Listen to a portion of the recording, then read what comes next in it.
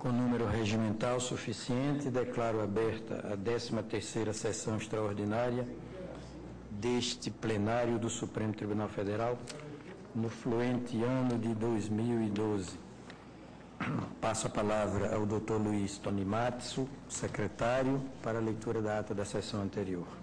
Ata da 11ª sessão ordinária, realizada em 2 de maio de 2012, presidente do senhor ministro Aires Brito, ausente os senhores ministros Gilmar Mendes e ministro Ricardo Lewandowski. Procurador-Geral da República, Dr. Roberto Monteiro Gurgel Santos. Apregoado o seguinte processo: ação civil originária. Consulto os senhores ministros se posso declarar aprovada a ata. Declaro-a aprovada.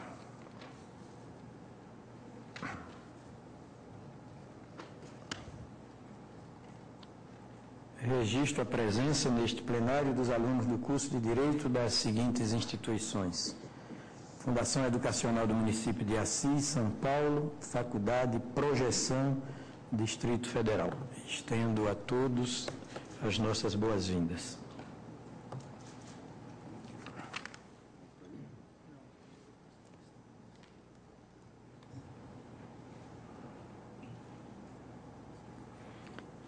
Apregou para julgamento, para continuidade de julgamento, ação direta de inconstitucionalidade 3330, procedência Distrito Federal, de minha relatoria, e que se encontra sob pedido de vista do ministro Joaquim Barbosa.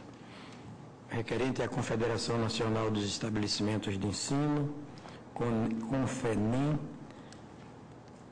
requerente também o Democratas, e ainda um terceiro requerente, Federação Nacional dos Auditores Fiscais da Previdência Social, FENA-FISP.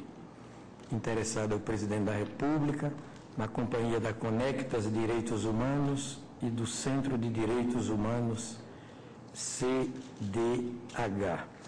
Faço um retrospecto da primeira sentada de julgamento da causa. O tribunal, por unanimidade e nos termos do voto do relator, não conheceu da ação proposta pela Federação Nacional dos Auditores Fiscais da Previdência Social, FENA-FISP, por falta de legitimidade ativa.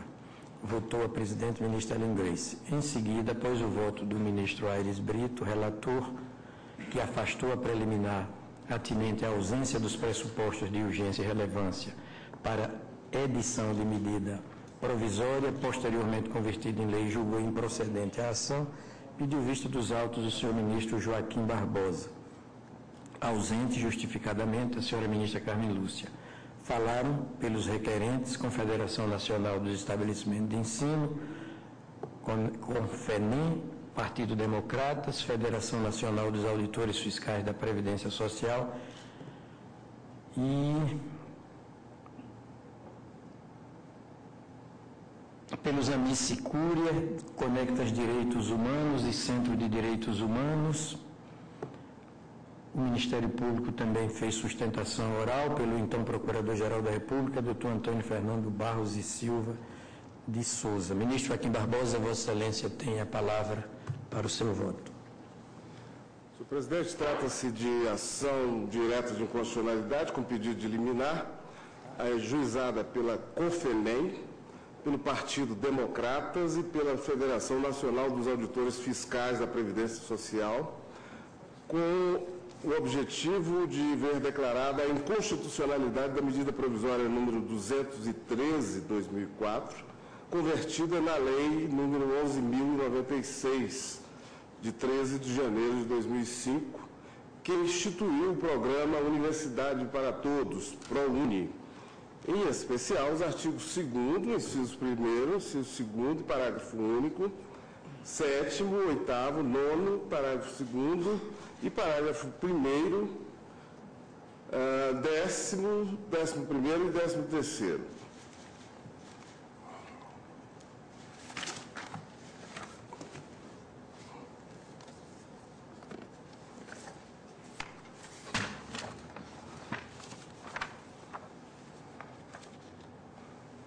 A requerente alega a inconstitucionalidade da medida provisória por não estarem presentes, à época da sua edição, os pressupostos constitucionais da relevância e da urgência, artigo 62 da Constituição. Em relação à lei de conversão, Lei 11.096 de 2005, sustenta sua inconstitucionalidade formal, tendo em vista que a União não tem competência para legislar sobre normas específicas referentes à educação. Afirma ainda que alguns dispositivos tratam de temas cuja matéria é reservada à lei complementar. Nesse sentido, afirma que os artigos 10 e 11 da lei ora impugnada estabelecem o conceito de entidades beneficentes de assistência social de forma diversa da fixada por esta Corte. Afirma ainda que o artigo 8º da norma ora atacada estabelece renúncia fiscal em relação a instituições de educação sem fins lucrativos beneficentes de assistência social. Por fim, sustenta a inconstitucionalidade material da norma atacada por ofensa ao princípio da isonomia, da autonomia universitária, do pluralismo de ideias e concepções pedagógicas. Afirma ainda que os artigos 2º e 7º da Lei 11.096 geram discriminação entre os estudantes, já que a todos os alunos de cursos superiores devem ser assegurados os mesmos direitos. O excelentíssimo senhor presidente da República, nas informações, sustenta a constitucionalidade do ProUni. Nas informações elaboradas pelo Ministério da Educação, com minúcia e precisão, afirma-se que, aspas, o ProUni é um programa social de concessão de bolsas de estudo a alunos de baixa renda e, nessa medida, a adesão por parte das instituições de ensino é absoluta e exclusivamente voluntária, não havendo qualquer relação entre a adesão ao programa e o gozo das imunidades fiscais asseguradas pela Constituição Federal de 1988, fecha aspas. O advogado-geral da União, em sua manifestação, opina pela improcedência do pedido. No mesmo sentido, a manifestação do Procurador-Geral da República. Admitida no feito, na qualidade de amicus curiae, Conectas Direitos Humanos apresentou manifestação no sentido da improcedência do pedido. Na sessão do dia 2 de abril de 2008, o eminente relator ministro Aires Brito votou pela improcedência do pedido. Em síntese, Sua Excelência afirmou que a norma atacada não invadiu o campo material reservado à lei complementar, tendo em vista que, aspas, se tratou tão somente de erigir um critério objetivo de contabilidade compensatória de aplicação financeira em gratuidade por parte das instituições educacionais. Critério esse que, se atendido, possibilita o gozo integral da isenção quanto aos impostos e contribuições mencionados no artigo 8º do texto impugnado. Fecha aspas.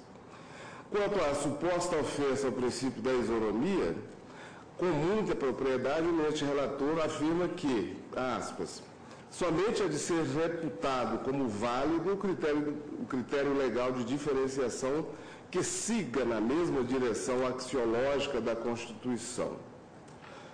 Assim, sustenta que a desigualação em favor dos estudantes que cursaram o ensino médio em escolas públicas e os egressos de escolas privadas que hajam sido contemplados com bolsa integral não ofende a Constituição Pátria, porquanto se trata de um discrime que acompanha a toada da compensação de uma anterior e factual inferioridade. Isso, lógico, debaixo do primacial juízo de que a desejada igualdade entre partes é quase sempre obtida pelo gerenciamento do entrechoque de desigualdades, uma factual e outra jurídica, esta última a contrabalançar o peso da primeira. Fecha aspas. Ademais, Sua Excelência entende que não há ofensa ao princípio constitucional da autonomia universitária, tendo em vista que o Programa Universidade para Todos foi aspas, concebido para operar por ato de adesão ou participação absolutamente involuntária, fecha aspas. Em relação ao artigo 9º da lei, o ministro Aelis Brito reconhece o caráter administrativo das sanções nele estabelecidas, o que afasta o argumento de ofensa ao artigo 5º, inciso 39 da Constituição. Após o voto do relator, eu pedi vista dos autos para melhor analisar o caso. Registro, senhor presidente, que em razão da conversão da MP dos 2013 na Lei 11.096, foi formulado o aditamento ao pedido, impugnando-se também a lei de conversão. Na última assentada, sem desconhecer a existência de precedentes em sentido contrário, manifestei meu entendimento convergente com as considerações de Vossa Excelência, por comungar do pensamento de que, acerca da configuração, no presente caso, dos pressupostos constitucionais para a edição da medida provisória.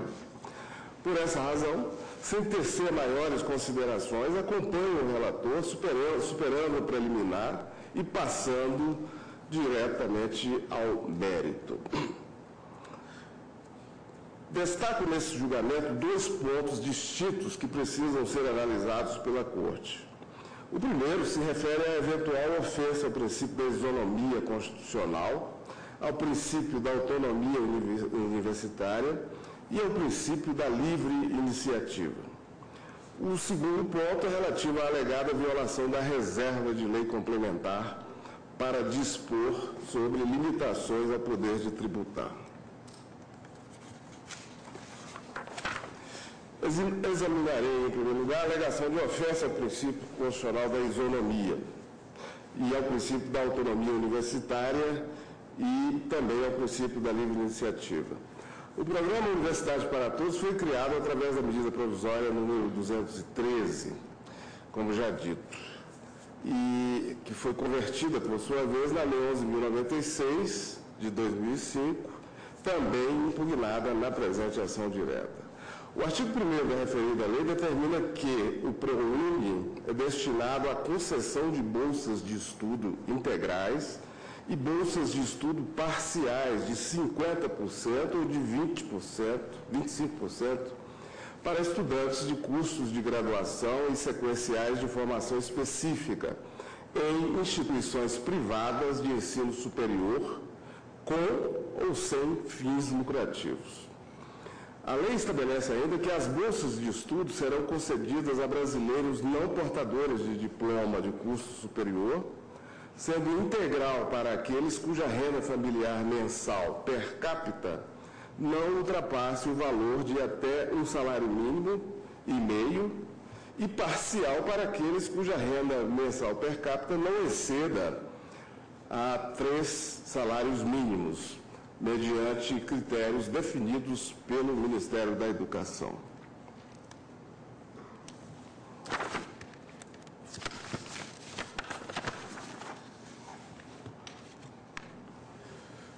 O artigo 2º da lei determina que a mencionada bolsa será destinada, primeiro, a estudante que tenha cursado o ensino médio completo em escola da rede pública ou em instituições privadas na condição de bolsista integral. Segundo, a estudante portador de deficiência, nos termos da lei. Terceiro, a professor da rede pública de ensino para os cursos de licenciatura, normal superior e pedagogia, independentemente de sua renda. O artigo 3º da lei determina que o estudante a ser beneficiado pelo ProUni deverá ser submetido ao processo regular de admissão adotado pela instituição de ensino superior, devendo cumprir todos os requisitos de desempenho acadêmico para que a bolsa seja mantida. Registro ainda que o artigo 5º desta lei expressamente permite que a instituição privada de ensino superior adira ao ProUni, desde que ofereça, no mínimo, uma bolsa integral para o equivalente a 10,7 estudantes regularmente pagantes e devidamente matriculados ao final do correspondente período letivo anterior.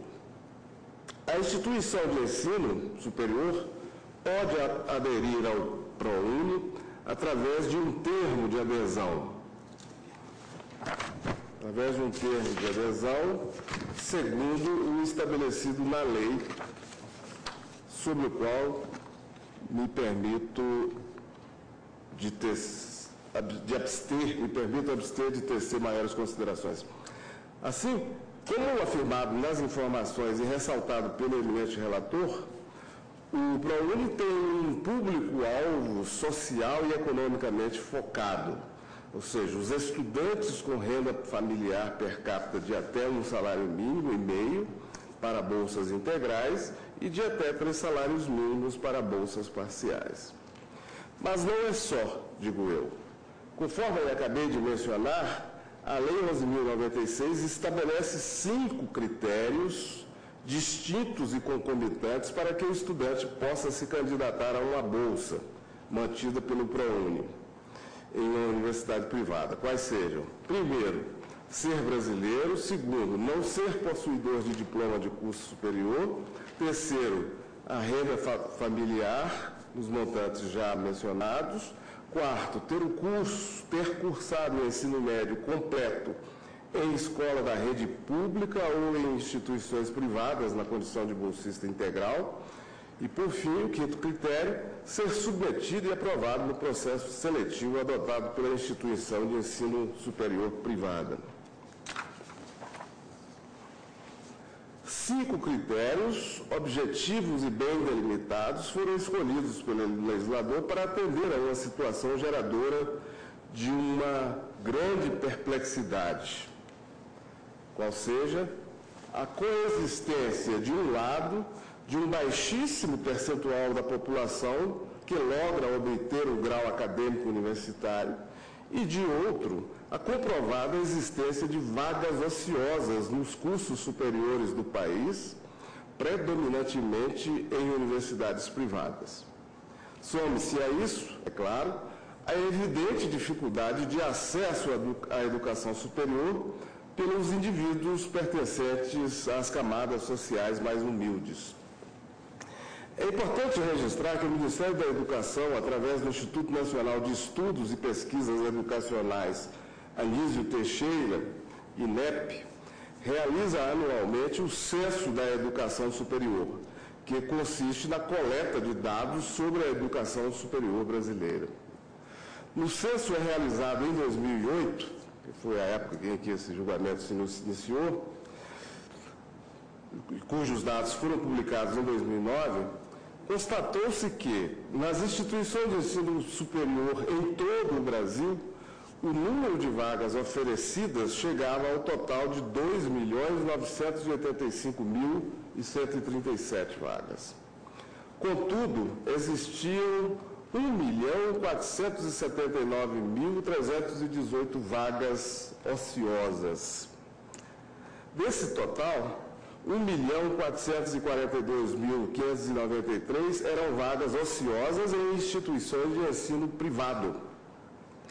Por outro lado, o estudo verificou que as instituições de ensino superior privadas foram responsáveis por 79% dos ingressos em cursos superiores no nosso país.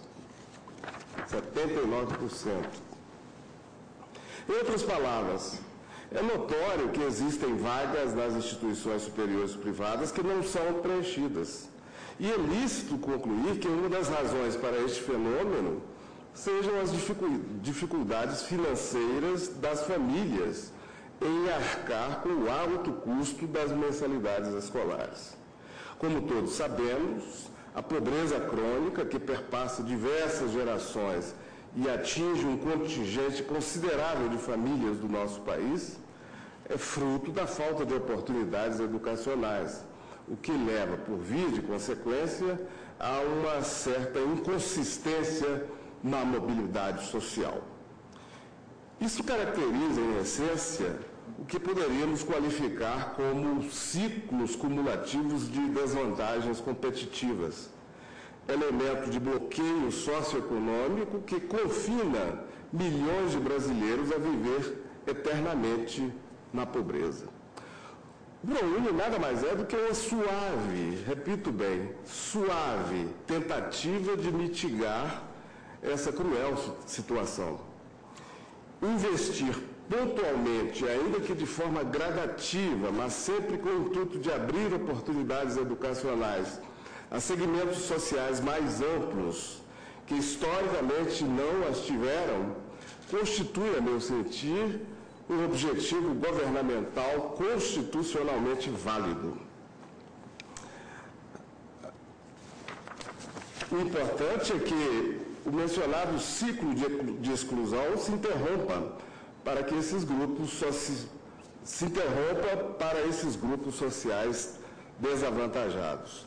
Assim, uma forma de proporcionar a mobilidade social é o investimento no nível de escolaridade da população, facilitando o acesso e a permanência no ensino superior.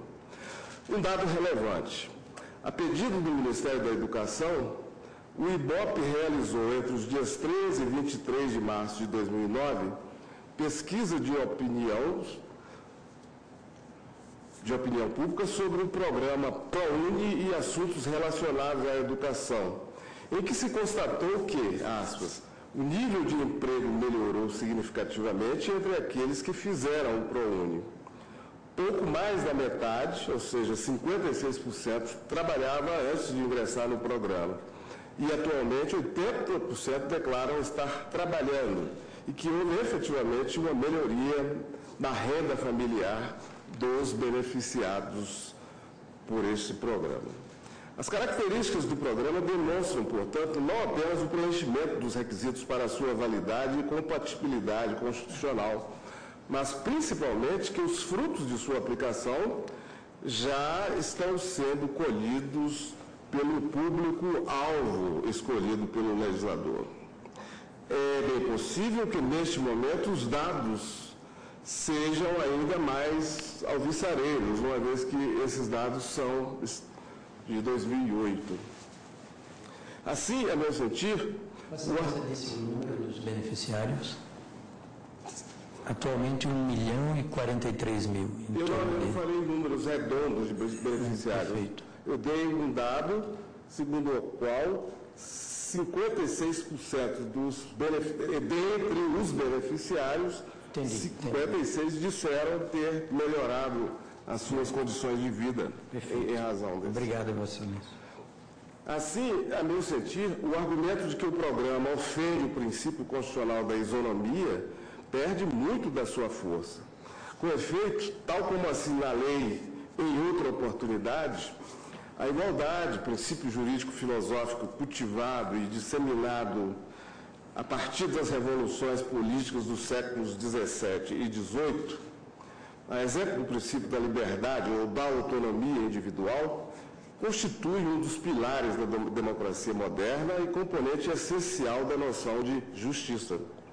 Ainda que tenhamos herdado de Aristóteles o terrível axioma, professado aberta ou veladamente por muitos, de que, aspas, há homens que nasceram para escravos e outros para senhores, fecha aspas. O certo é que, mesmo as mais antigas escolas de pensamento já rechaçavam o princípio da desigualdade intrínseca do gênero humano e propugnavam, ao contrário, por uma igualdade substantiva e moral como critério de tratamento das pessoas. Extraí essa citação de Jorge Miranda, na sua conhecida obra. É, com efeito, a ideia de igualdade material ou substantiva como evolução necessária do conceito de igualdade meramente formal ou jurídica, chamada igualdade perante a lei, que prevalece no nosso ordenamento constitucional. A Constituição Federal de 88 fez uma opção clara pelo princípio da igualdade material ou substantiva, ou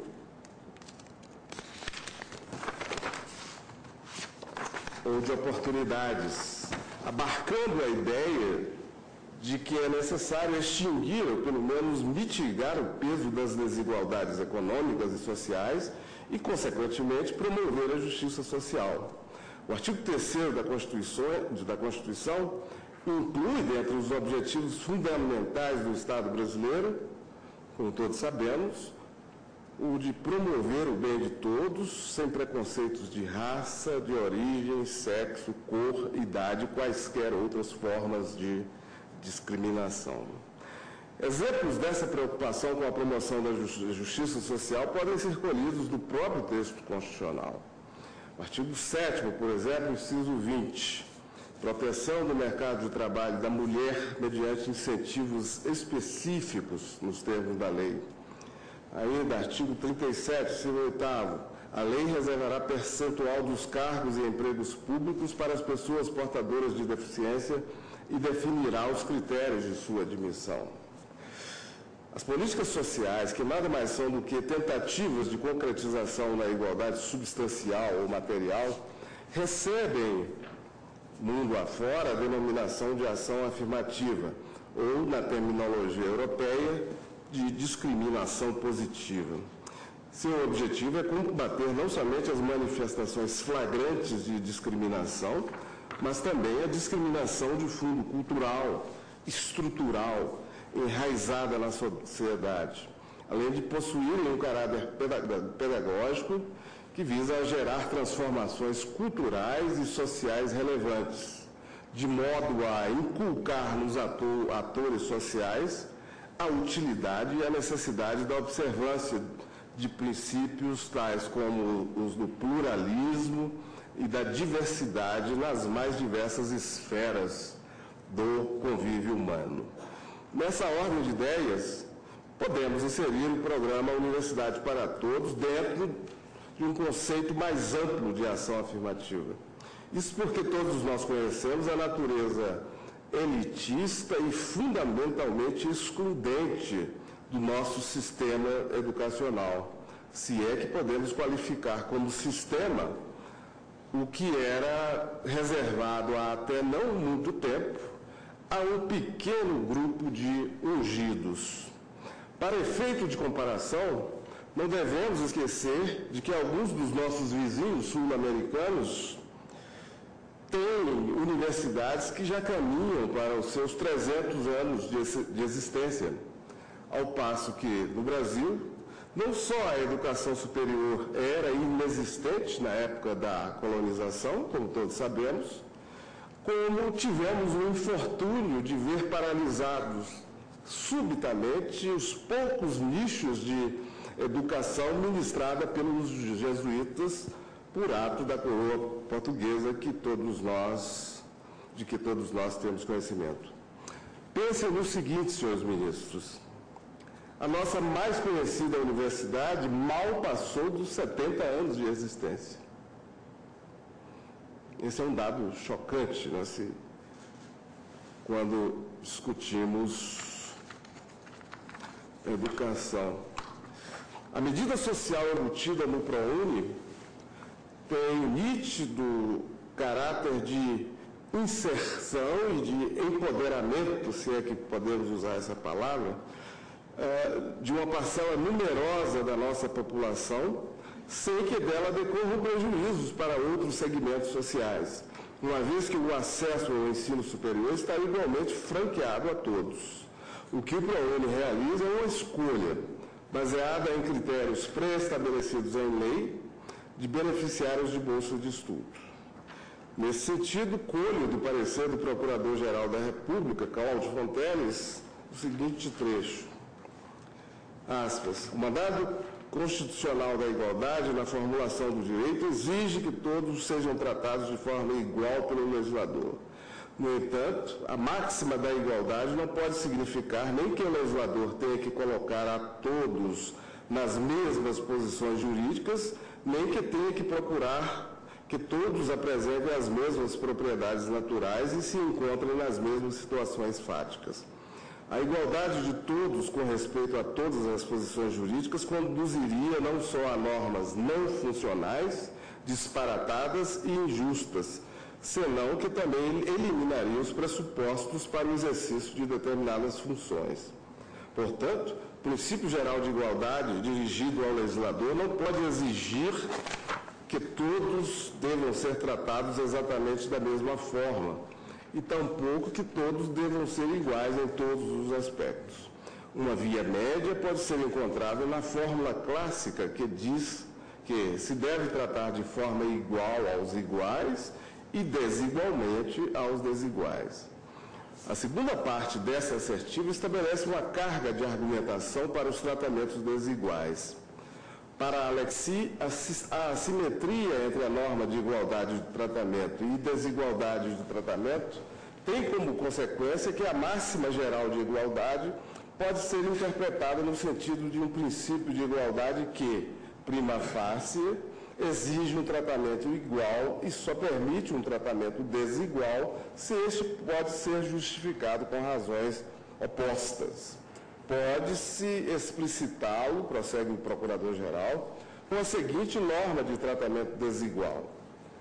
Se há uma razão suficiente para ordenar um tratamento desigual, então está ordenado um tratamento desigual.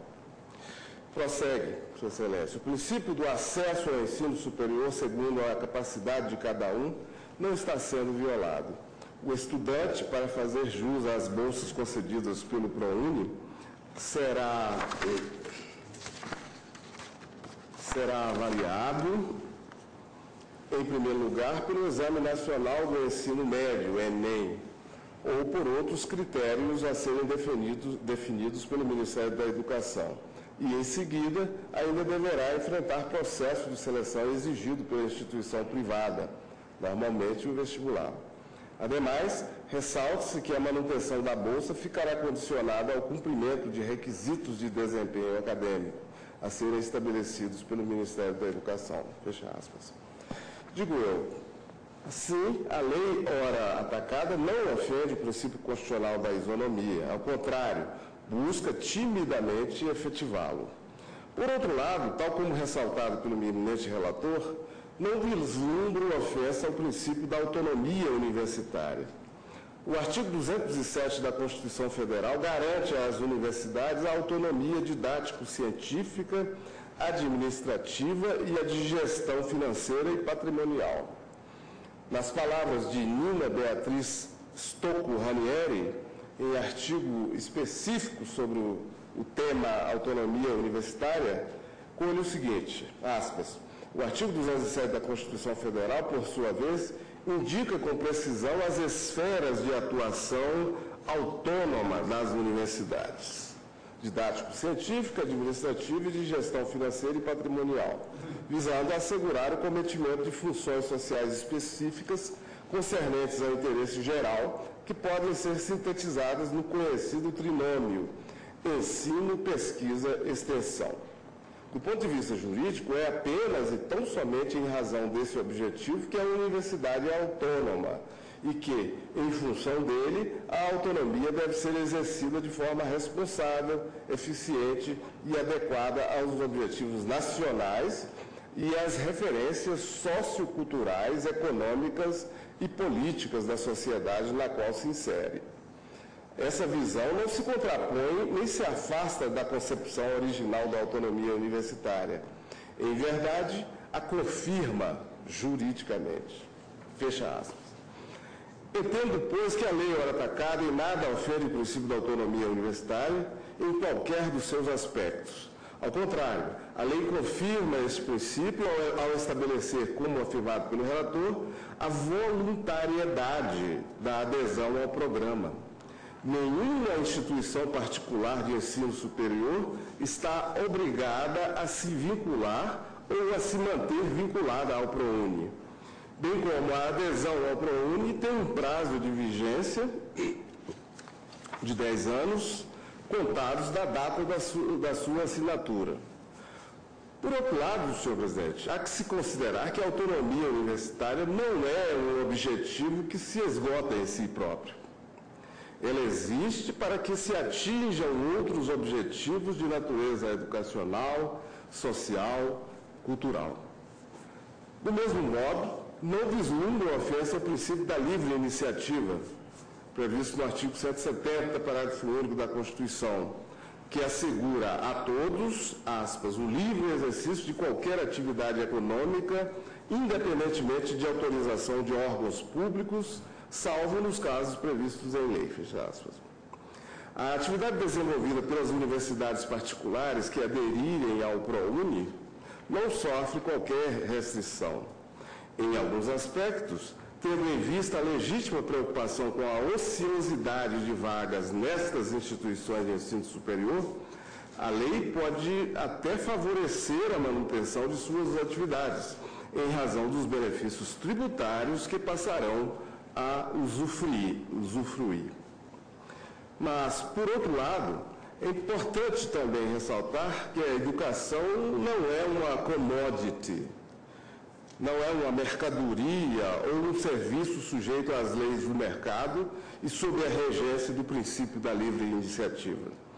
Se é certo que a Constituição franqueia à educação a exploração pela iniciativa privada, essa exploração só pode ocorrer, no entanto, se atendidos os requisitos fixados no artigo 209 do texto constitucional. Não se trata propriamente, portanto, de incidência pura e simples do princípio da livre iniciativa nesse campo. Ademais, quanto à alegação de que o artigo 9º da Lei 11.096, ao prescrever penalidades para o descumprimento das obrigações assumidas pelas instituições que aderiram ao ProUni, ofende o artigo 5º, inciso 39 da Constituição, creio que é nítido o caráter administrativo das sanções ali dispostas e nada se assemelhando às normas de conteúdo criminal. Por fim, senhor presidente, analiso as questões tributárias postas na inicial. Desde logo, ressalto que as razões levantadas na inicial dão ênfase excessiva aos aspectos tributários do ProUni. Durante a sustentação oral, por exemplo, tinha-se a nítida impressão de que se tratava de mais um desses incontáveis casos de natureza tributária que tramitam nesta Corte. A intenção, obviamente, era mitigar o aspecto social altamente relevante que está subjacente a toda a discussão em torno deste programa. De certo modo, também se extraía das entrelinhas certo temor de que a regulação do ProUni por medida provisória e por lei ordinária pudesse abrir caminho à erosão da jurisprudência desta Corte sobre a reserva de lei complementar para dispor sobre imunidade tributária. Todavia, a preocupação parece-me infundada. O papel que o ProUni desempenha e a estrutura estabelecida para o programa superam os problemas apontados pelos requerentes. Com efeito, sustenta-se a inconstitucionalidade dos artigos 8º, 10º e 11º da MP, convertida na Lei 11.096, com base em dois argumentos. Segundo o requerente, os artigos 150, inciso 4C e 195, parágrafo 7º da Constituição, projetam amplo campo de desoneração que não pressupõe a prestação de serviços em regime de completa gratuidade, a filantropia. Ademais, a imunidade tributária, por ter o seu conceito construído diretamente de mandamentos extraídos do texto constitucional, não poderia ser limitada por requisitos impostos por legislação infraconstitucional, que definiria aspectos cruciais da entidade beneficente, tais como a proporção da receita bruta aplicada em gratuidade e a quantidade mínima de bolsas de estudos oferecidas. Argumenta-se, por fim, a inconstitucionalidade formal, na medida em que a imunidade é a limitação constitucional ao poder de tributar.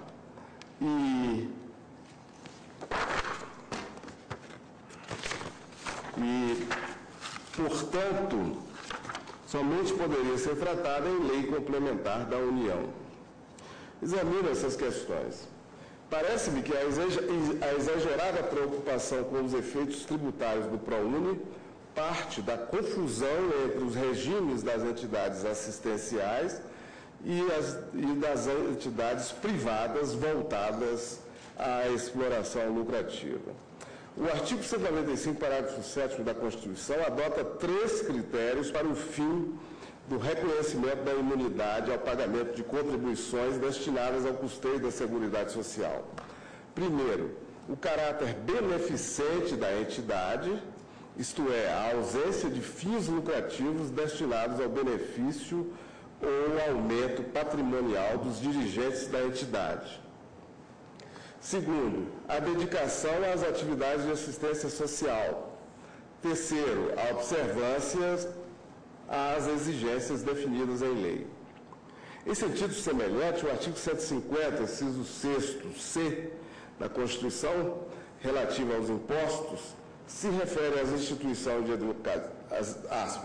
instituições de educação e assistência social sem fins lucrativos, atendidos os requisitos de lei. Fecha aspas. Já o artigo 206 da Constituição define os contornos da assistência social, indicando quais são as finalidades que devem ser atingidas com as respectivas ações. Artigo 206, inciso 1º a 5º.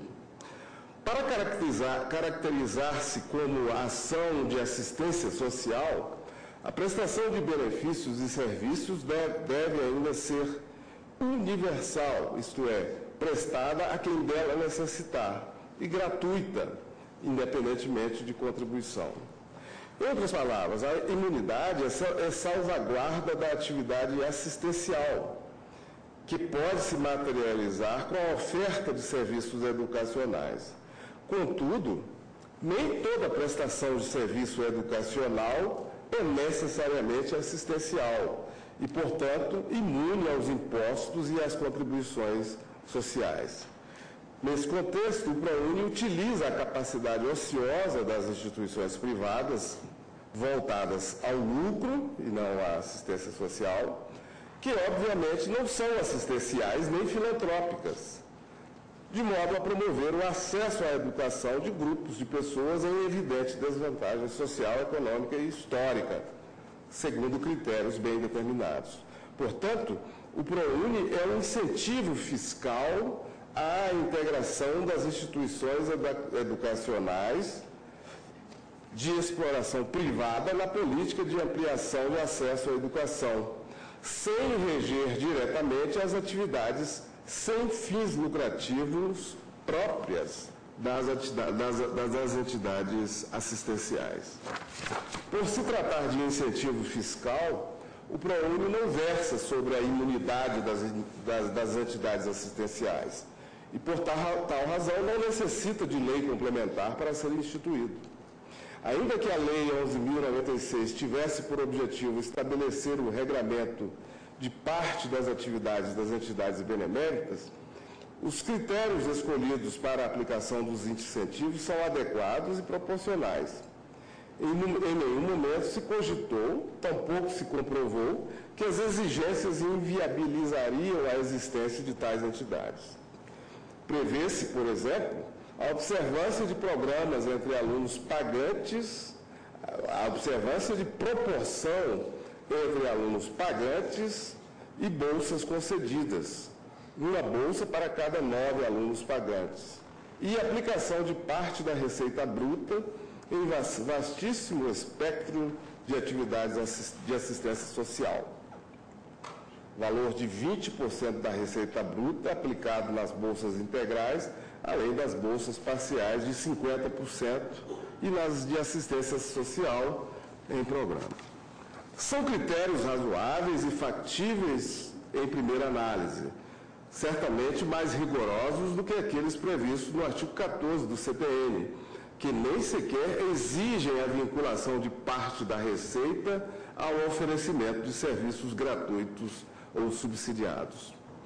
O anacronismo dos requisitos atualmente vigentes para gozo da imunidade tributária permite graves desvios de finalidade nas áreas, precisamente, de educação e saúde. É comum, senhores ministros, encontrar entre nós instituições de excelência em ambas as áreas, educação e saúde, mas cuja atuação preponderante se volta a pessoas capazes de pagar a conta educacional ou médica. Por fim, creio relevantes as conclusões extraídas de estudo realizado pelo IPEA em 2008, já mencionado. Aspas.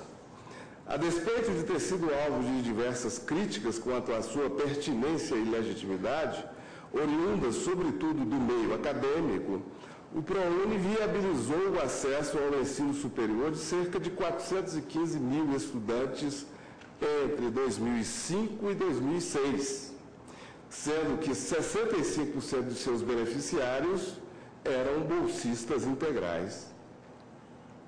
De acordo com o MEC, a contrapartida da União na forma de renúncia fiscal, em 2005, foi da ordem de 107 milhões de reais. E, em 2007, iria atingir, não tinha os dados ainda, cerca de 126 milhões.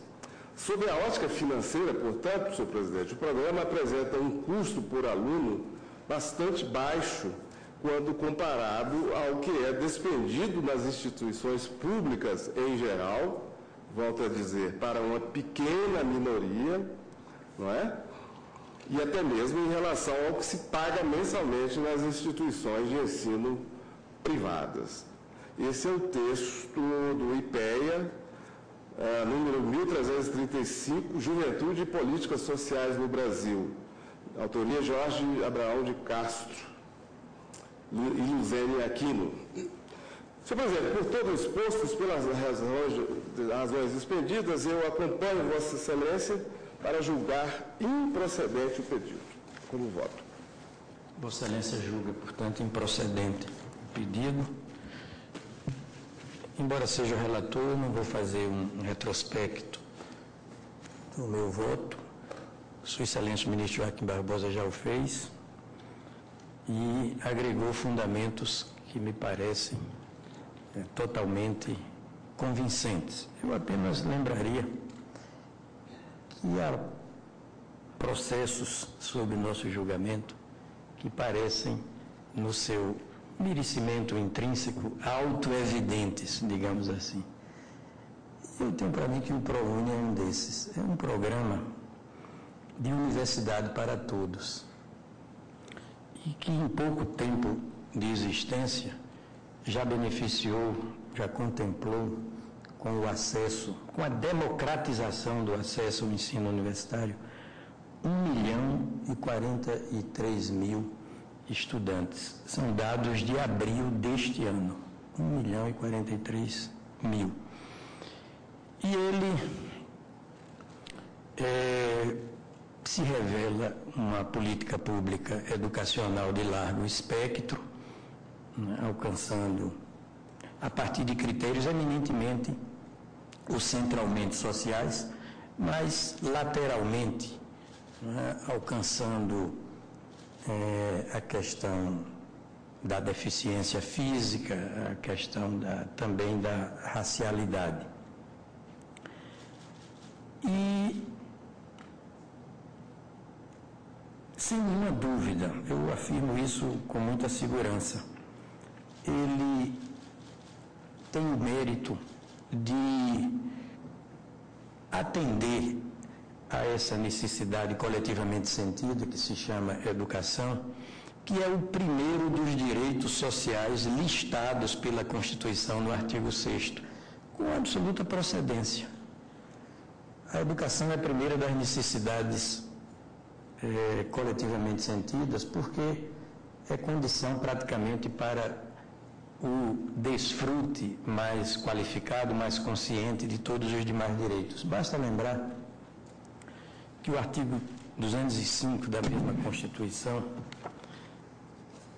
de modo rigorosamente contemporâneo, tecnicamente acertado, filosoficamente correto, diz o seguinte: a educação, direito de todos e dever do Estado e da família, é o artigo 205, será promovida e incentivada com a colaboração da sociedade.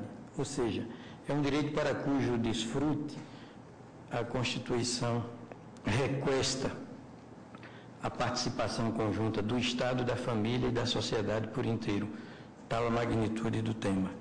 E diz assim, que ela, a educação, visa ao pleno desenvolvimento da pessoa, seu preparo para o exercício da cidadania e sua qualificação para o trabalho. Quer dizer, 3 valores exponenciais, né, que qualificam a vida individual e coletiva, que dão sentido, propósitos, grandeza, elevação à vida de cada um de nós e de todos. Mas nessa primeira parte, visando ao pleno desenvolvimento da pessoa, me parece que aqui se contém também um objetivo que precisa ser posto cada vez mais em realce. O pleno desenvolvimento da pessoa aqui, a meu sentir, só pode se dar naquela tríplice dimensão que mais qualifica o ser humano quando comparado com os animais não humanos. A Constituição aqui me parece que está falando da tríplice inteligibilidade, das 3 modalidades de inteligência humana. Só é plenamente desenvolvido quem consegue tonificar, desenvolver, robustecer, vitalizar essas 3 espécies de inteligência. E o processo educacional facilita isso enormemente. É a inteligência emocional, a primeira delas, a segunda é a inteligência intelectual ou cartesiana, ou lógica, ou racional, e a terceira é a inteligência que os físicos quânticos, a partir de Dana Zohar, chamam de inteligência espiritual, mas que também podemos chamar de inteligência consciencial. Ou seja, sentimento, pensamento e consciência são as características que mais distinguem o ser humano. E que são alcançadas essas 3 modalidades de inteligibilidade pelo processo educacional, que é democratizado pelo ProUni no plano do ensino universitário. Também de modo coerente com a Constituição, que no artigo 208, ao falar do dever do Estado para com a educação, diz que esse dever será efetivado mediante a garantia de, e vem, número 5, acesso aos níveis mais elevados do ensino. Em suma, senhores, diante do voto que eu considero magnífico do ministro Joaquim Barbosa, eu me escuso de prosseguir justificando a própria fundamentação em que me louvei para também julgar no mérito procedente à ação. Mas o ministro Gilmar Mendes está pedindo a palavra. Presidente, em relação ao voto de Vossa Excelência, que agora foi referendado pelo ministro Joaquim Barbosa, há uma questão preliminar que Vossa Excelência considera prejudicada a discussão sobre os pressupostos de relevância e urgência. Me parece que isso não corresponde à nossa, a nossa jurisprudência. Isso. Né? Quer dizer, eu estou votando no sentido de entender presentes aqui os pressupostos de relevância e urgência, porque houve a tentativa do governo, na linha de uma velha jurisprudência. Houve uma proposta de um projeto de lei, o projeto não foi votado, houve pedido de urgência do projeto de lei, e ainda assim não houve deliberação, e aí então o governo lançou mão da medida provisória, porque a nossa jurisprudência é em outro sentido, de que, discutida a questão da urgência e relevância da medida provisória, se a matéria se converter em lei, o debate prossegue-se agora na forma de lei. Me parece que é mais seguro. Eu me reposicionei em outra ocasião nesse mesmo sentido.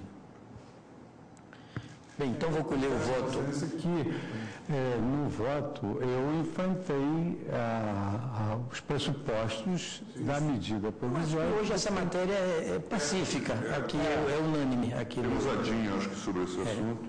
Exatamente. Bem, então, eu colho o voto da ministra Rosa Weber. Senhor presidente, senhores ministros, eu li atentamente o voto de Vossa Excelência, no início deste julgamento, em 2008, se bem me recordo. Ouvi também com toda atenção o voto do eminente ministro Joaquim Barbosa e, desde logo, registro que estou entendendo também presentes na linha da jurisprudência que Vossas Excelências acabam agora de reafirmar, os requisitos da urgência e da relevância da medida provisória 203, convertida na Lei 11.096 de 2005. E permito-me apenas algumas breves observações com relação ao tema que, de certa forma, enfrentamos no que diz respeito às alegadas inconstitucionalidades por afronta aos princípios da isonomia, da autonomia universitária e da livre iniciativa, há 2 semanas, quando examinamos a questão das cotas, do sistema de cotas na Universidade de Brasília.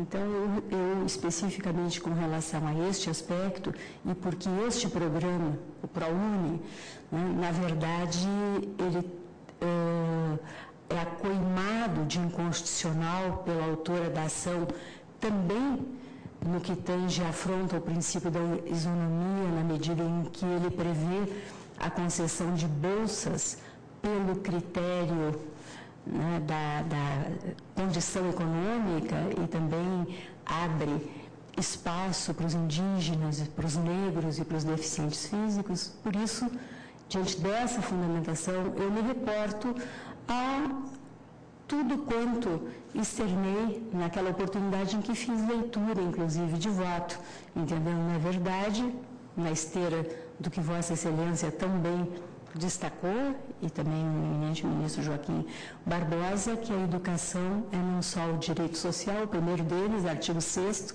da Lei Fundamental, como também dever do Estado, consagrado no artigo 205, inclusive com a possibilidade de acesso ao ensino superior.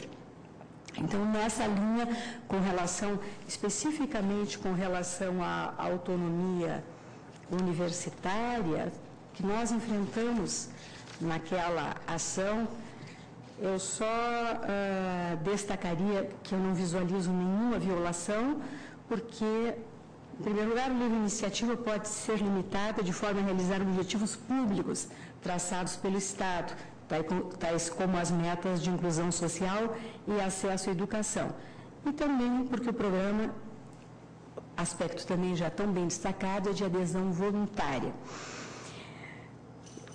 Com relação especificamente, senhor presidente, ao conteúdo do artigo 13 da lei impugnada, eu também não vislumbro inconstitucionalidade ao entendimento de que ela tão só estimula a adesão ao programa ao dar prioridade no repasse dos recursos do FIS às instituições participantes do ProUni. Não deixa de fazer o repasse às não aderentes e cria mecanismo de estímulo à participação em um importantíssimo programa de inclusão social, como tão bem destacado até aqui, por meio de acesso ao ensino superior. Igualmente entendo, senhor presidente, que as sanções previstas no artigo 9º não violam o princípio da legalidade, por tratar-se de consequência jurídica de descumprimento obrigacional assumido com a assinatura do termo de adesão ao programa, não se confundindo com imposição de sanção penal de qualquer espécie. Especificamente, tinha mais um aspecto que eu queria destacar, senhor presidente, que diz na verdade, já me reportei aos fundamentos, o problema da isonomia, né, autonomia universitária e a livre iniciativa. E com relação ao aspecto tributário, a necessidade de reserva de lei complementar, eu vou me eximir, senhor presidente, não sei se aqui algumas considerações por escrito, de fazer maiores considerações, diante dos fundamentos trazidos pelo ministro Joaquim nessa sentada e daqueles já esposados por Vossa Excelência, ainda que confesse os fundamentos que embasam, né, uma doutrina extremamente respeitável e forte no sentido da necessidade de lei complementar para efeito nesses aspectos vinculados às imunidades tributárias enquanto limitações do poder de tributar, ainda que eu repute de extrema relevância esses fundamentos, parece-me que o objetivo social deste programa, na verdade, ele deve levar a que se endosse a jurisprudência que essa Corte, já uma jurisprudência mais antiga, vinha adotando no sentido de distinguir, no caso das imunidades, a necessidade de lei complementar apenas com relação a aspectos subjetivos, a partir da distinção entre aspectos subjetivos e objetivos, e que aqui, no caso, no contexto do programa, não estariam feridas. Por isso, senhor presidente, eu endosso integralmente o voto de Vossa Excelência, do ministro Joaquim Barbosa, no sentido de julgar improcedente a ação. Obrigado, Vossa Excelência. Olho o voto do ministro Luiz Fux. Senhor presidente, eu, preliminarmente, gostaria de parafraseá-lo de alguma sorte nessa questão, quando Vossa Excelência afirma que há determinados processos que tramitam aqui no Supremo Tribunal Federal que são autoevidentes quanto à sua constitucionalidade. Numa Constituição Federal que traz no seu preâmbulo a promessa de construção de uma sociedade justa, solidária, com a erradicação de desigualdades, não pode ser fundamento para se declarar inconstitucional um programa político editado pelo poder público que visa o acesso de todos ao ensino universitário.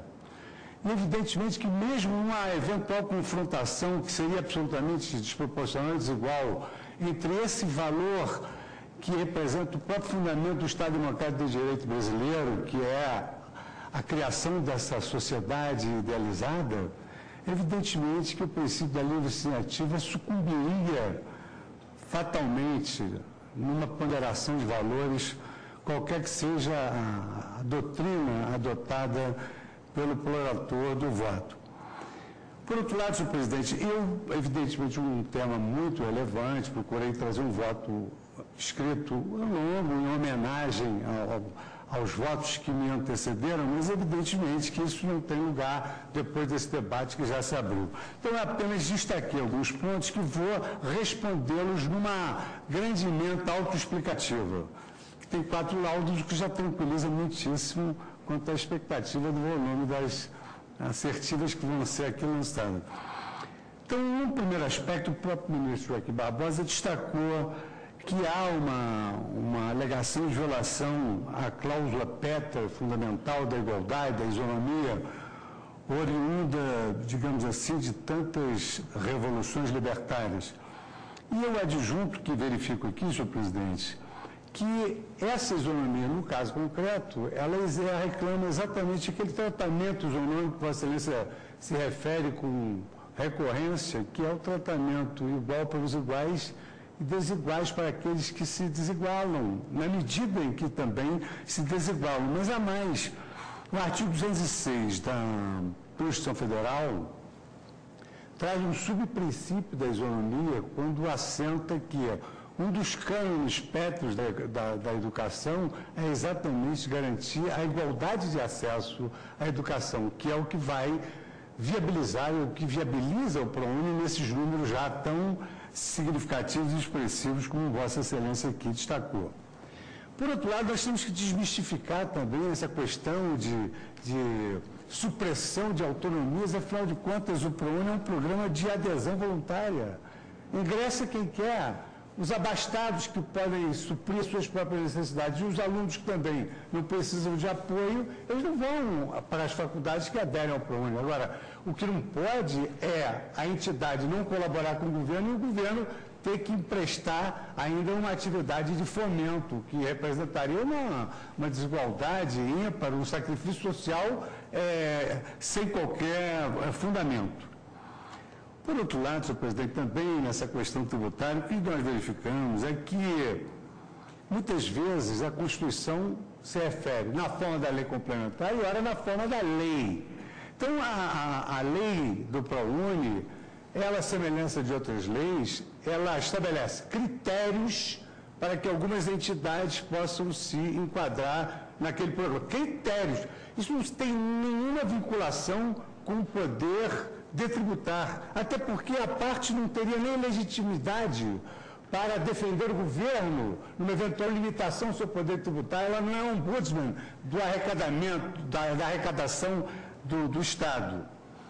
E aqui eu verifico que a fonte normativa para estender esses benefícios se refere ao enquadramento na forma da lei. Não diz necessariamente que ele é complementar, o que faz pressupor que essa intermediação pode ser feita pelo legislador ordinário. Por outro lado, a lei também estende esses benefícios a entidades que exerçam atividades que não sejam exclusivamente filantrópicas. Ora, nós temos entidades totalmente filantrópicas e não exclusivamente filantrópicas. Não temos entidades não filantrópicas e filantrópicas. A lei, quando se utiliza da expressão não exclusivamente filantrópicas, ela usa como contraponto as entidades exclusivamente filantrópicas. O que significa dizer que as entidades não exclusivamente filantrópicas têm que exercer uma diminuta parcela de atividade filantrópica, porque senão elas não seriam não exclusivamente filantrópicas, elas seriam não filantrópicas, como as outras são filantrópicas. Não teria sentido essa expressão. E anoto ainda, senhor presidente, que uma interpretação teleológica da Constituição Federal, por exemplo, alega-se que essa lei viola o princípio da reserva legal, fazendo um paralelismo com o direito criminal. Ora, o princípio da reserva legal, ele não pressupõe ajuste de vontades, ele pressupõe um ambiente onde as pessoas convivem e devem saber de antemão, para não serem surpreendidas, o que é lícito fazer e o que não é lícito fazer, até porque a Constituição estabelece que ninguém deve fazer ou deixar de fazer algo senão em virtude de lei. Então, o princípio da reserva legal, ele visa evitar que seja imposta uma sanção surpreendente, que se a parte soubesse da sua existência, ela não praticaria aquele ato. Aqui não.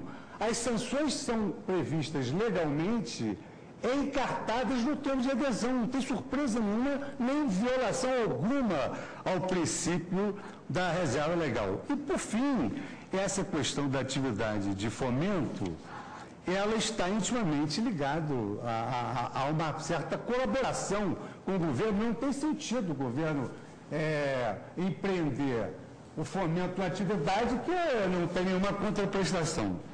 Então, presidente, eu estou aqui nos dois primeiros itens da minha emenda destacando que estão presentes os pressupostos, muito embora tenha havido a conversão.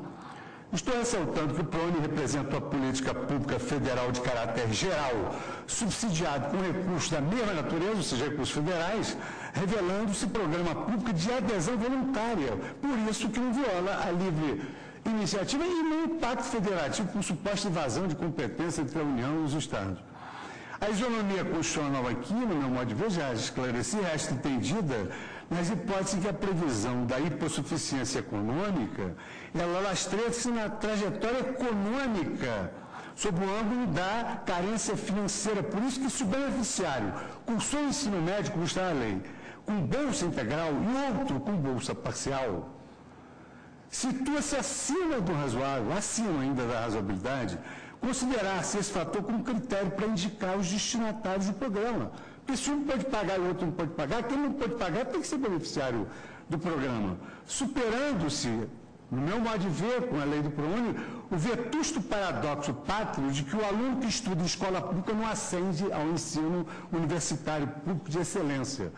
Porque o aluno que estuda em escola pública não consegue acesso nas universidades públicas que, pelo próprio Ministério da Educação e Cultura, na sua qualificação, são as melhores universidades do país, as públicas. E a universidade particular é paga, por isso que é mistério que haja esse fomento quando ela se enquadra naqueles requisitos que não tem nenhuma vinculação com a limitação do poder tributário nenhum. Acrescento, então, como já disse, que o ingresso do ProUni é facultativo, por adesão, e isso é antinômico com a ideia de supressão da autonomia universitária. Pelo contrário, confirma a autonomia universitária, entra quem quer, tem autonomia para ingressar no ProUni. Como muito bem destacou a ministra Rosa Weber, as decisões adotadas na ação declaratória de inconstitucionalidade em relação às ações afirmativas, elas fizeram coisa julgada naquilo em que se definiu, naquilo em que se encerrou a normação sobre a legitimidade, a constitucionalidade da integração étnico-racial à luz da Constituição. Então, aquela decisão, se ela serve para esse processo incidente, portanto, ela tem que ser respeitada com força e depois julgada, porque essa questão prejudicial já foi julgada como questão principal noutra ação, que teve essa questão como objeto do libelo, de sorte que disso nós não podemos nos afastar.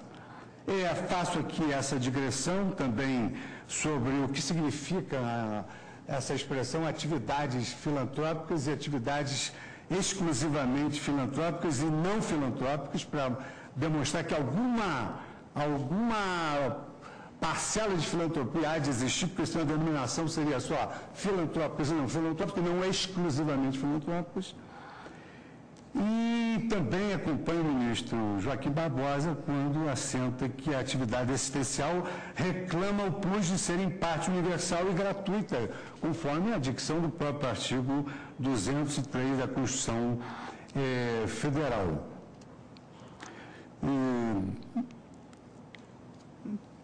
Passando, alguns aspectos já foram aqui assentados, eu estou reafirmando a questão da proporcionalidade, a questão que não fere a reserva legal e, quanto à alegação de que o não recebimento desse fundo do FIES pelas outras entidades que são abastadas, eu esclareço que a atividade de fomento estatal, como só ser o FIES, é destinada aos parceiros do Estado. Tem que ser destinado aos parceiros do Estado. Que o coadjuvam em políticas públicas, restando acertado conferir bônus aos que suportam ônus. Consecutariamente, destinar o FIES aos que aderem ao ProUni é tratar diferentemente aos que atendem em graus diferentes os interesses públicos. Estratégia que não só converge para a igualdade substancial, mas também implementa com a máxima razoabilidade a política educacional sem ofensa nenhuma à autonomia universitária, na medida que, novamente, se afirma que essa adesão, como o próprio nome indica, é facultativa. E colhi aqui um dado muito elucidativo do governo, no sentido que não se pode equiparar para efeito de recebimento dos recursos do FIES, diz o governo nas suas informações, quem cumpra as exigências do artigo 11 da mesma lei e, consequentemente, seja um colaborador do Estado no incentivo ao ensino, e quem não ofereça absolutamente nada em contrapartida aos recursos recebidos. Quer dizer, é inimaginável exatamente se pretender igualar essas entidades.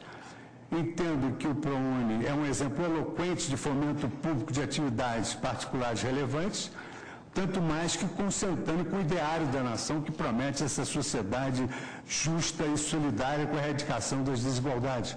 Por isso que o FIES destina-se, como não poderia deixar de ser, aos estabelecimentos de ensino inclusivos das minorias pertencentes às etnias vulneráveis e estigmatizadas historicamente.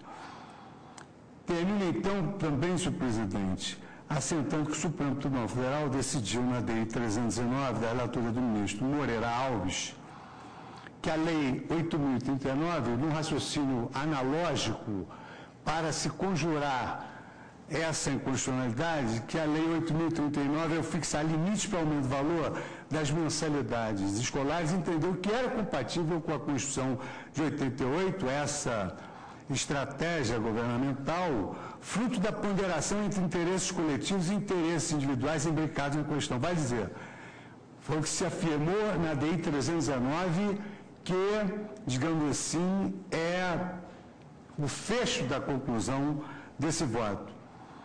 A liberdade de iniciativa não é resguardada em absoluto, senão apenas nos limites necessários à acomodação otimizada de outros bens jurídicos constitucionais igualmente dignos de tutela, como em caso a inclusão e a redução das desigualdades sociais. Por esses fundamentos, senhor presidente, eu acompanho Vossa Excelência e os brilhantes votos que me antecederam dos ministros Joaquim Barbosa e Rosa Weber. Pela improcedência, portanto, da ADI. Como voto o ministro Dias Toffoli. Subscrevo o preciso voto de Vossa Excelência e julgo improcedente a ação. Vossa Excelência dá pela improcedência e eu colho o voto do ministro César Peluso.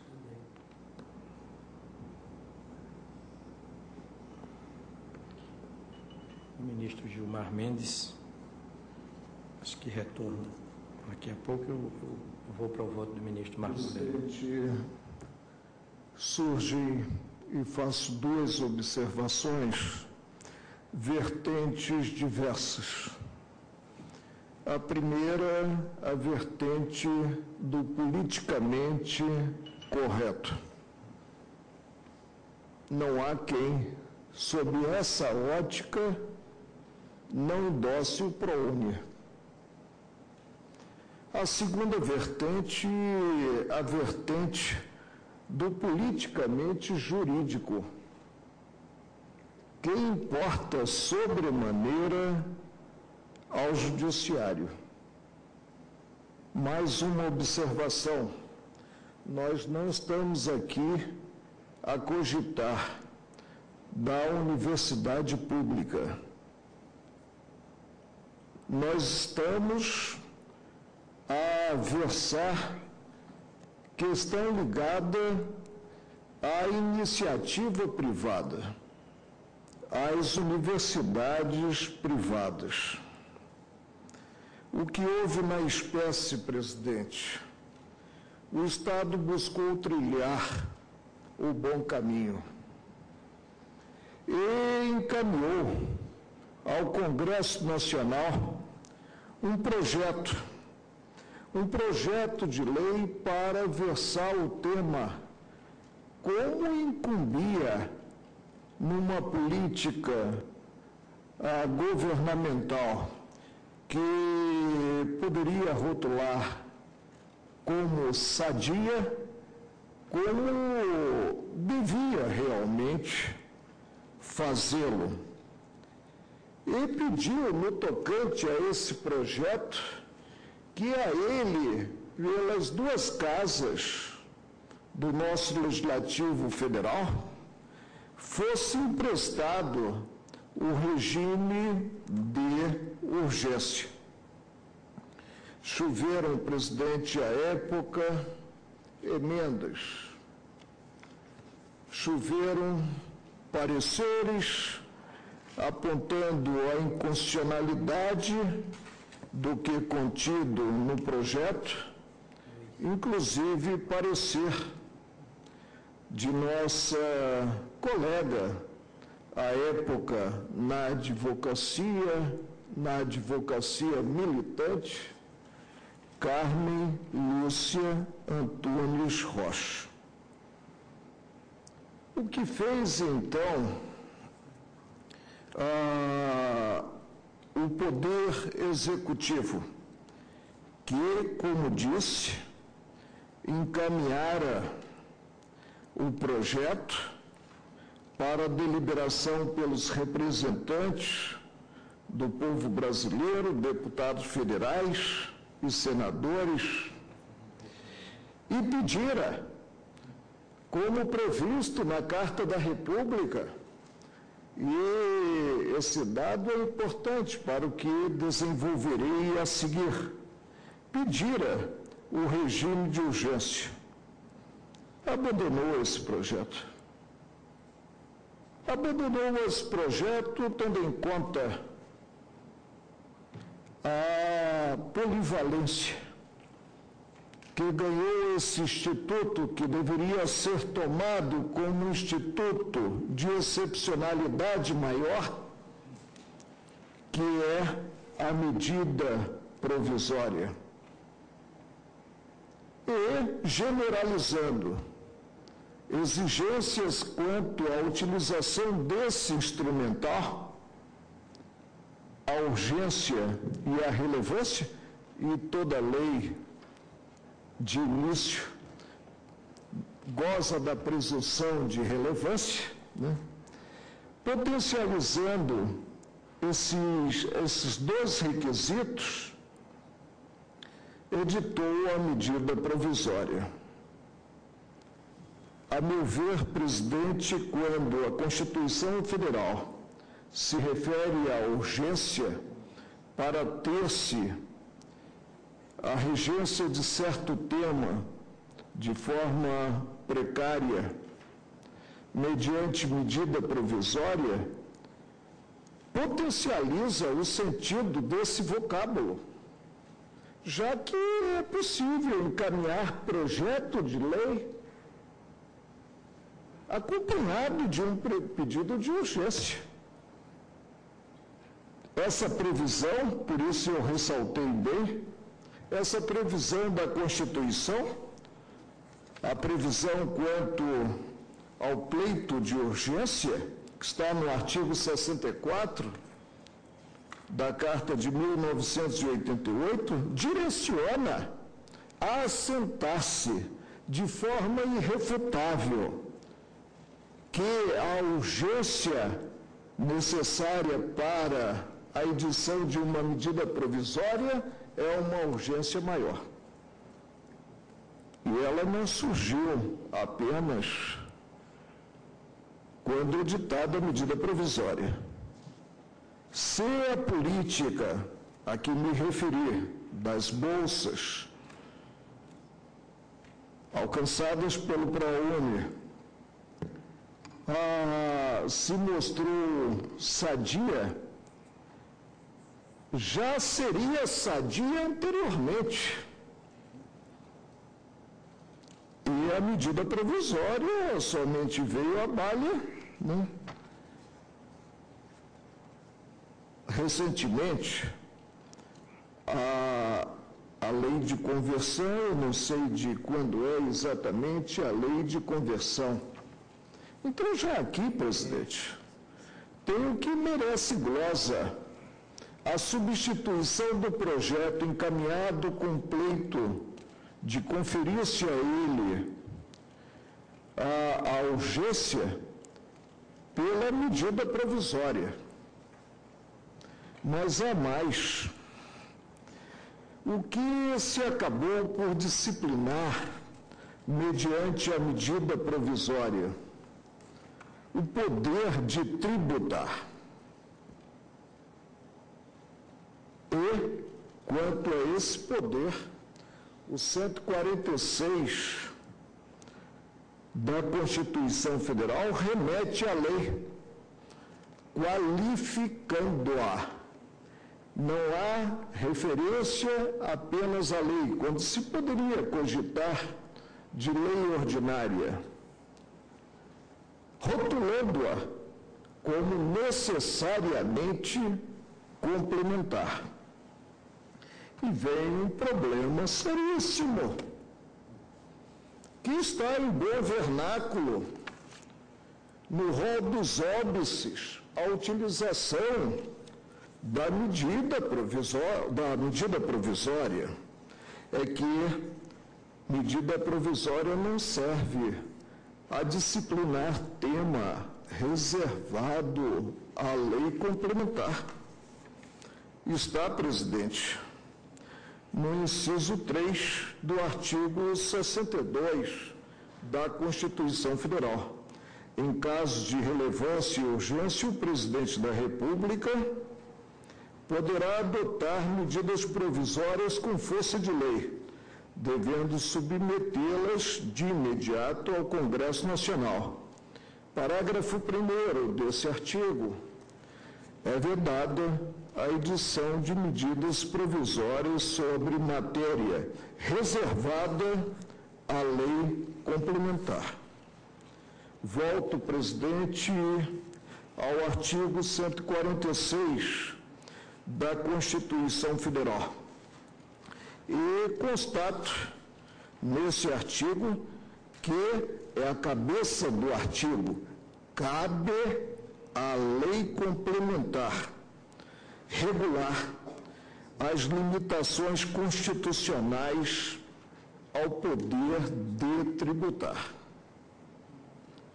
E aqui, evidentemente, se cogita, já que o veículo não se mostrou a Constituição Federal, quando o certo seria falar em imunidade, se cogita de isenção. Disse-á que, no caso, a medida provisória acabou convertida em lei. Vale-me. Foi a Lei 11.096.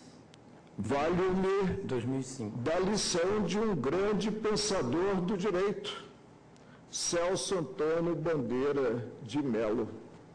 O vício originário, quanto à edição da medida provisória, contamina a lei de conversão. A lei de conversão, em síntese, ela é válida se mostrar a medida provisória. Mas há mais, presidente. O que encerra hoje a lei de conversão referida por Vossa Excelência? Encerra até mesmo algo que foi excomungado pela Carta de 1988 e que era comum no regime de exceção, no regime militar, a delegação. O artigo 25 do ADCT, do Ato das Disposições Constitucionais da Carta de 1988, expungiu, inclusive limitando a vigência de diplomas que estariam baseados na delegação admitida anteriormente e direcionando a necessidade de vir lei para legitimar a projeção no tempo da disciplina. Expungiu a delegação. E o diploma implica delegação. E implica delegação quanto a algo que está submetido ao princípio da legalidade, segundo o qual ninguém é obrigado a fazer ou deixar de fazer alguma coisa, senão em virtude de lei, que é a sanção, porque projeta para a definição do Executivo, do Ministério da Educação, as situações concretas que poderiam desaguar na aplicação de sanção. O regulamento não se presta a inserir no mundo jurídico situação concreta motivadora, nem tampouco sanção decorrente de certa situação concreta. E aí, a meu ver, sob esse ângulo, se tem o maltrato à autonomia universitária, no que simplesmente passa o Ministério da Educação com esse poder, com essa carta em branco, para revelar situações concretas a atraírem a sanção, a substituir-se às universidades, a autonomia universitária. Vou adiante, presidente. E continuo aqui. O início de minha fala ficou circunscrito ao vício formal. Continuo na questão do vício material. O que decorre se não houver uma interpretação conforme a Carta da República, a lei de conversão? E eu penso que o ministro Joaquim Barbosa sinalizou nesse sentido. O que ocorrerá com aquelas entidades já beneficiadas por algo que é de envergadura maior, ou seja, pela imunidade? Se não aderirem de início ao ProUni, perderão algo assegurado constitucionalmente. E perderão algo não pelo descumprimento do Código Tributário Nacional, no que revela o que deve ser atendido pelas entidades contempladas com a imunidade constitucional.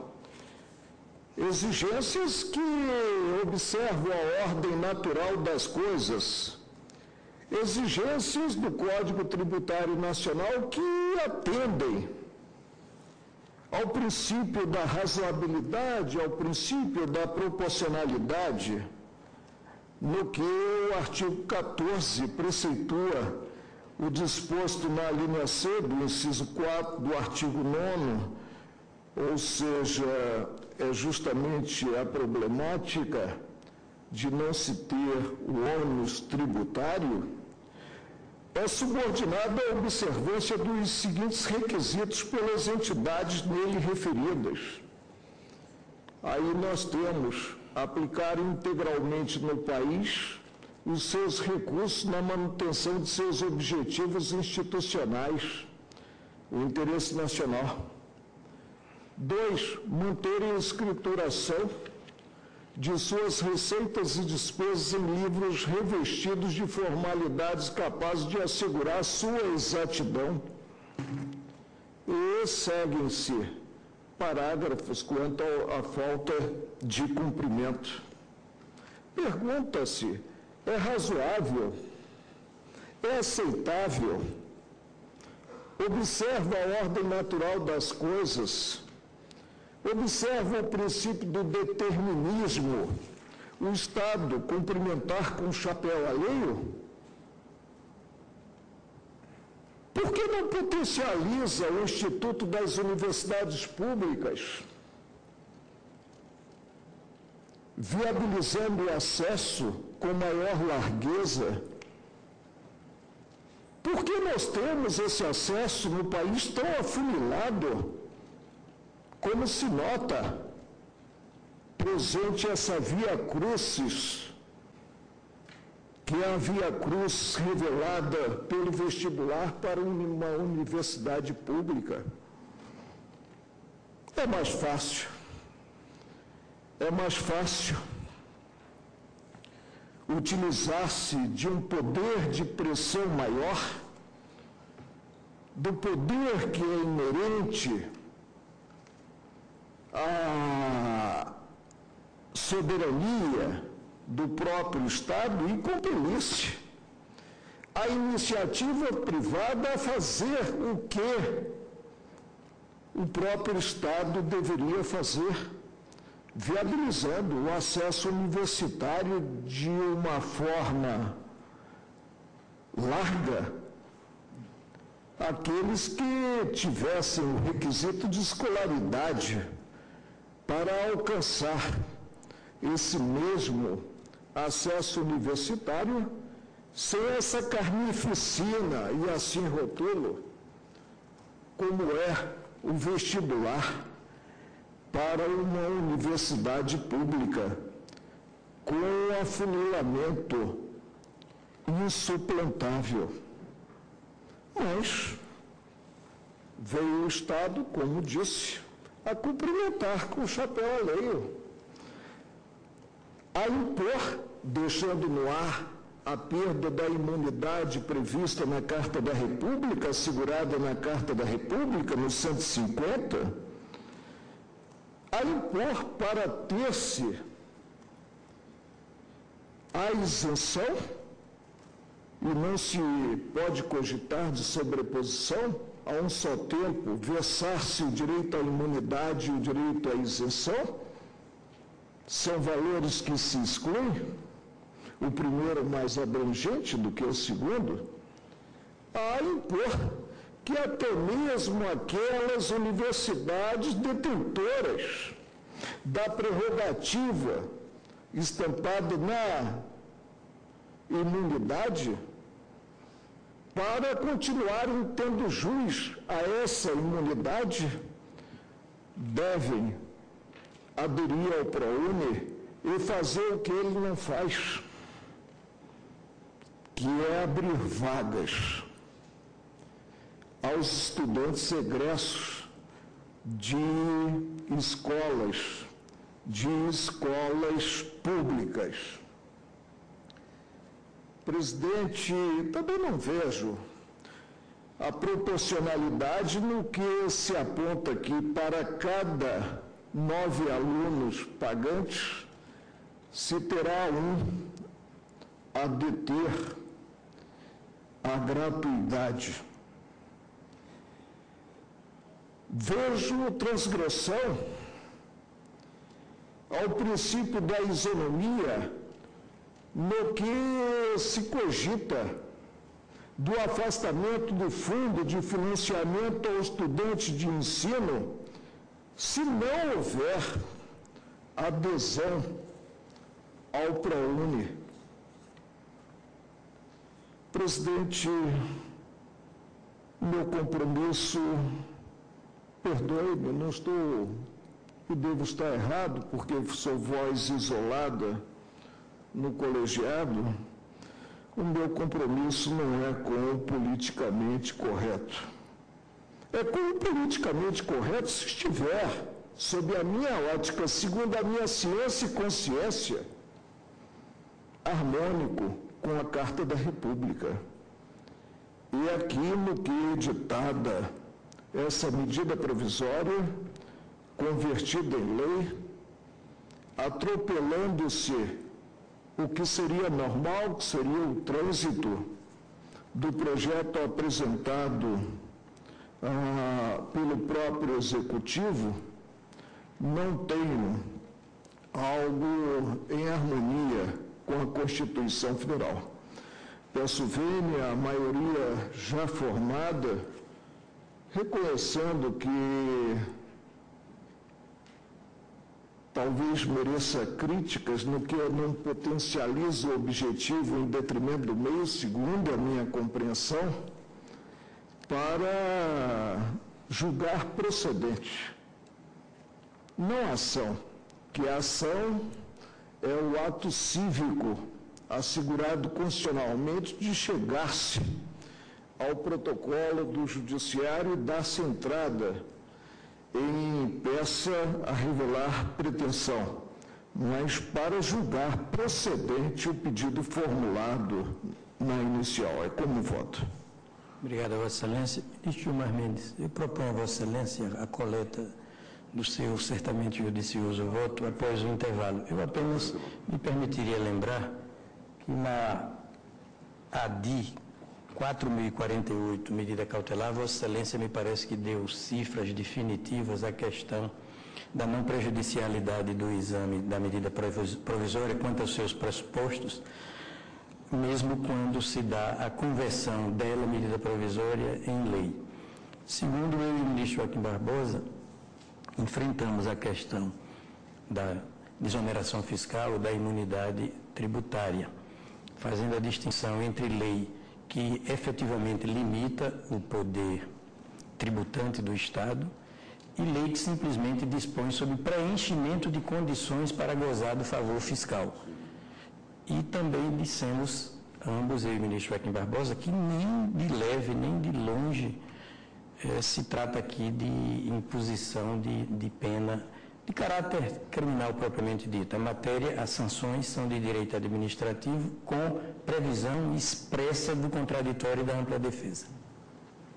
Eu suspendo por 30 minutos este julgamento, esta sessão.